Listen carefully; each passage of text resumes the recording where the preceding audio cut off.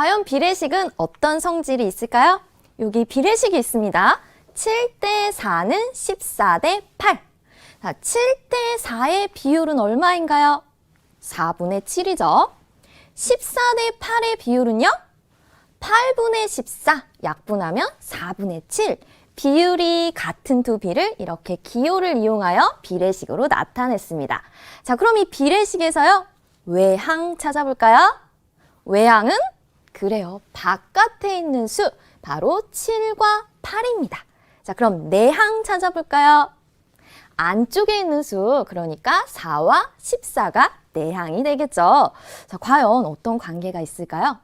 일단 우리 외항 7과 8을 곱해볼까요? 그럼 얼마? 56입니다. 자, 그럼 내항 4와 14를 또 곱해볼까요? 얼마인가요? 56. 오, 외항의 곱과 내항의 곱이 같네요. 이게 바로 그 중요한 비례식의 성질입니다. 비례식은요, 외항의 곱과 내항의 곱이 같다라는 성질이 있어요. 이 성질을 이용하면요, 정말 많은 문제를 해결할 수 있습니다. 먼저요, 이 비례식의 성질을 이용하여 옳은 비례식을 찾을 수가 있어요. 여기 비례식이라고 되어 있는 4대 3은 8대 6이 있는데요. 이건 정말 비례식이 맞을까요? 무엇으로 확인한다? 바로 비례식의 성질. 외항의 곱과 내항의 곱을 각각 구해서 그 값이 같은지 알아보는 거예요. 자, 그럼 이 비례식에서 외항의 곱, 외항은 무엇인가요? 4와 6이죠. 그럼 4 곱하기 6은 얼마? 24입니다. 자, 그럼 내항은요? 안에 있는 수 3과 8입니다. 곱하면 얼마? 3 곱하기 8은 24. 어때요? 외항의 곱과 내항의 곱이 같나요? 같습니다. 자, 그렇다면 이건 비례식이 맞습니다. 같으니까 비례식입니다. 이렇게 찾을 수 있어요. 자, 그럼 여기 있는 식을 볼까요? 2대 5는 6대 10. 과연 옳은 비례식일까요? 자, 외항 찾아서 곱해보면요. 2와 10이죠. 이렇게 곱하면 얼마인가요? 2 곱하기 10은 20이에요. 자, 이번에는 내항 찾아서 곱해볼까요? 5와 6이죠. 그럼 5 곱하기 6은 얼마? 30입니다. 자, 그럼 외항의 곱과 내항의 곱이 달라요. 같지 않기 때문에 이건 비례식이 아니구나. 이렇게 비례식의 성질을 이용하여 옳은 비례식을 찾을 수 있는 거예요. 자, 비례식의 성질 무엇인지 알겠죠? 자, 그럼 딱 개념 확인 문제 하나 더 풀어보도록 할게요. 4대 9는 12대 8. 비례식이 맞을까요? 자, 외항끼리 곱해보세요. 4 곱하기 18은 얼마인가요? 72예요. 자, 그럼 내항끼리 9 곱하기 12는 얼마인가요? 바로 108입니다. 달라요. 그럼 비례식이 아니네요. X라고 해줘야겠죠? 자, 비례식의 성질을 이용하면요, 또 이런 문제도 해결할 수 있습니다. 바로 모르는 수를 구할 수가 있어요. 자, 여기 2대 3은 6대 네모가 있어요. 자, 비례식의 성질을 이용해야 하잖아요. 그럼 외항끼리 곱해볼까요? 외항은 2하고 네모예요. 그럼 2 곱하기 네모가 외항의 곱이 되고요. 내항끼리 곱해볼까요? 바로 3 곱하기 6입니다. 비례식은 외항의 곱과 내항의 곱이 같다. 그럼 이 모르는 네모의 수 구할 수 있겠죠? 바로 2 곱하기 네모가 얼마? 3, 6, 18. 그러면 네모는 2에 얼마를 곱해야 18이 되죠? 18 나누기 2 해서 9. 이렇게 비례식의 성질을 이용하면 이 모르는 수까지 구해낼 수가 있는 거예요. 자, 그리고요, 또 비례식은요, 우리 생활에서 엄청 많이 활용이 되고 있습니다. 자, 어떻게 활용이 되는지 예를 한번 보도록 할게요. 고춧가루와 새우젓을 8대 3의 비로 섞어서 김치 양념을 만든다고 해요. 이때 고춧가루를 16컵 넣었다면 새우젓은 몇 컵을 넣어야 하는지 구해보세요. 이런 실생활 문제가 많습니다. 8대 3을 딱 맞춰야 맛있는 김치 양념이 돼요. 자, 그러면 새우젓을 얼마를 넣어야 할까? 이때도 비례식의 성질을 이용하여 구할 수 있는데요. 일단 우리는요, 새우젓의 양을 구해야 합니다. 모르니까 네모컵이라고 하는 거예요. 그리고 비례식을 세우는데요. 이때 주의할 것이 있습니다. 각 항이 무엇을 의미하는지를 생각해야 해요. 여기 8대 3이잖아요. 전항 8을 무엇을 의미해요? 고춧가루. 후항 3은 무엇을 의미해요? 새우젓. 자, 그러니까 8대 3은 할 때 고춧가루 대 새우젓이에요. 그러니까 고춧가루 16대 새우젓 4모. 이렇게 전항은 고춧가루, 후항은 새우젓. 요 의미를 생각해서 이렇게 비례식을 세워줘야 합니다. 자, 그럼 이제 방금 연습했잖아요. 모르는 수 구하기. 비례식의 성질 이용하자. 어떻게? 외항의 곱은 내항의 곱과 같다. 자, 그러니까 외항끼리 8 곱하기 4모 그리고 내항끼리 3 곱하기 16 곱한 것이 같다. 이렇게 하면 이 네모의 값 구할 수 있겠죠. 8 곱하기 네모는 얼마인가요? 48이에요. 그러면 네모는 6이네. 그러면 새우젓은 몇 컵? 6컵을 넣으면 됩니다. 이렇게 구할 수가 있는 거예요. 사실 비례식 활용 문제는요, 이런 문제 진짜 많이 나옵니다. 자, 그럼 우리는 이 순서대로만 풀어주면 돼요. 어떻게?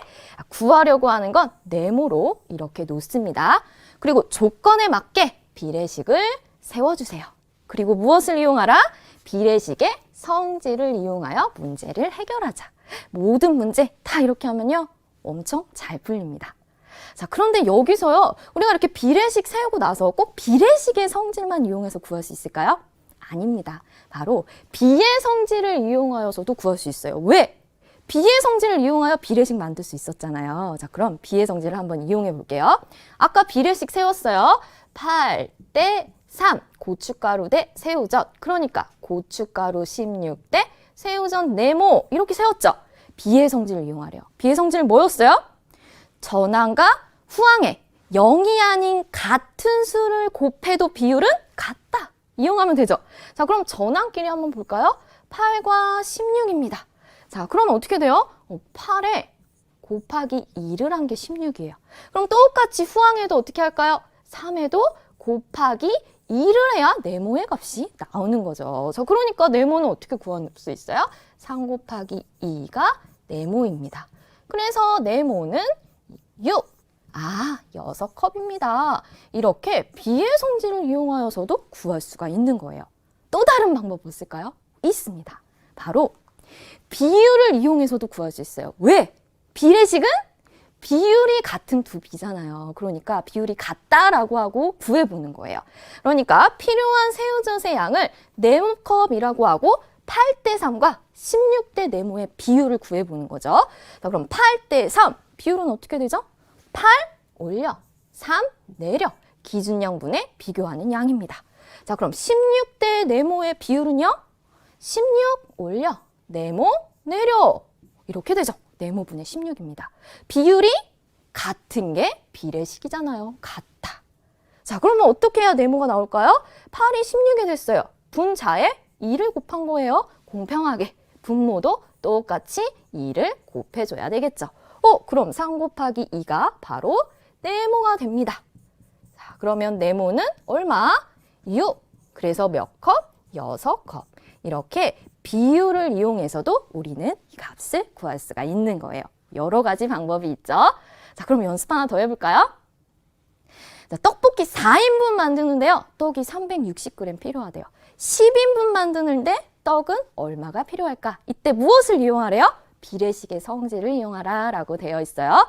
자, 그럼 모르는 거 우리가 구하려고 하는 것은 동그라미라고 했어요. 필요한 떡의 양이죠. 비례식 세우면요. 4대 360은 전항이 의미하는 건 몇 인분인 거죠? 그럼 우리는 10인분을 구해야 하니까 10대 동그라미. 자, 그 다음에 이제 뭘 이용해라? 비례식의 성질을 이용해라. 자, 외항의 곱 4 곱하기 동그라미는 내항의 곱 360 곱하기 10과 같다. 자, 그러니까 4 곱하기 동그라미는 3,600이 됩니다. 그럼 동그라미는요. 3,600 나누기 4를 하니까 얼마인가요? 바로 900입니다.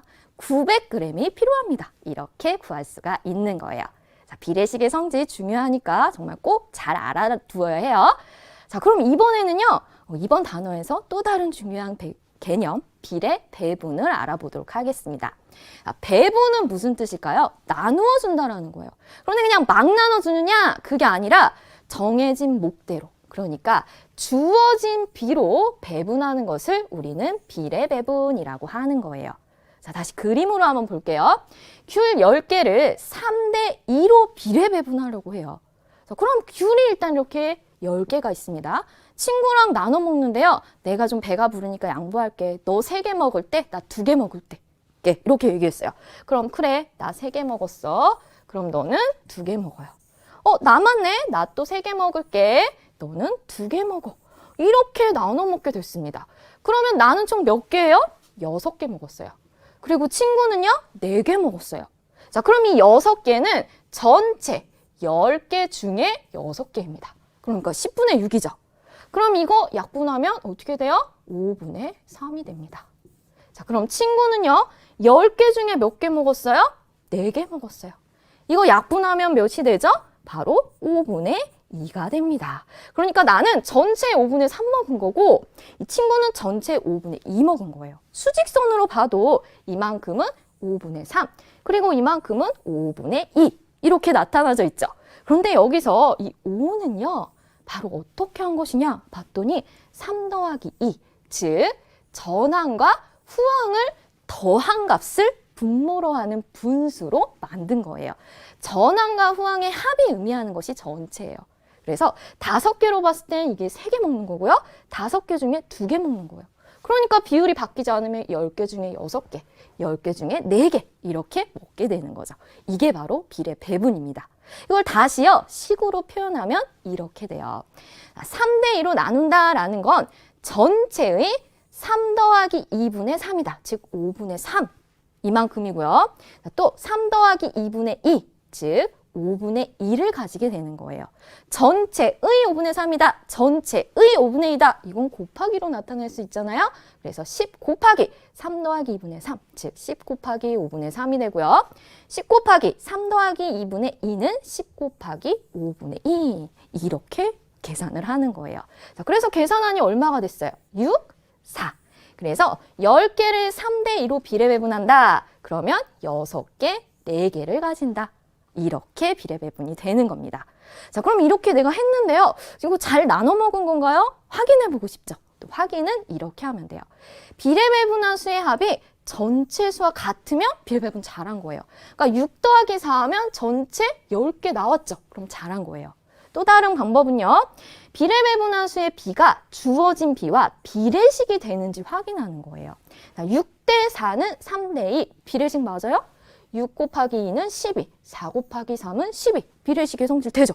그래서 비례배분 잘했다. 이렇게 되는 거예요. 자, 그럼 비례배분 정리 이제 이렇게 하면 되겠죠? 비례배분한다 라는 건 전체 곱하기 전항과 후항을 더한 것을 분모로 하는 분수의 비로 만드는데요. 이때 이 전항만큼 이 한 부분이 되고요. 또 전체 곱하기 이 전항과 후항을 더한 것 중에 후항만큼의 부분으로 나눠 가진다. 이렇게 생각을 하면 되겠습니다. 자, 그럼 연습 한번 해보도록 할게요. 진우와 동생이 용돈 7,000원을 4대 3으로 나눠 가져요. 자, 그럼 진우는 7,000 곱하기 전항과 후항을 더해요. 그럼 분모가 7이 되죠. 그 중에 4만큼 7분의 4입니다. 약분하여 계산하면 4,000원 가지는 거죠. 자, 동생은요. 7,000 곱하기 전항, 후항 더한 것에 3. 그러니까 7분의 3이 되겠죠. 계산하니 3,000원. 4,000원, 3,000원 더하면 전체 7,000원 나오죠? 그럼 비례배분 잘한 거예요. 이렇게 해주면 되겠습니다.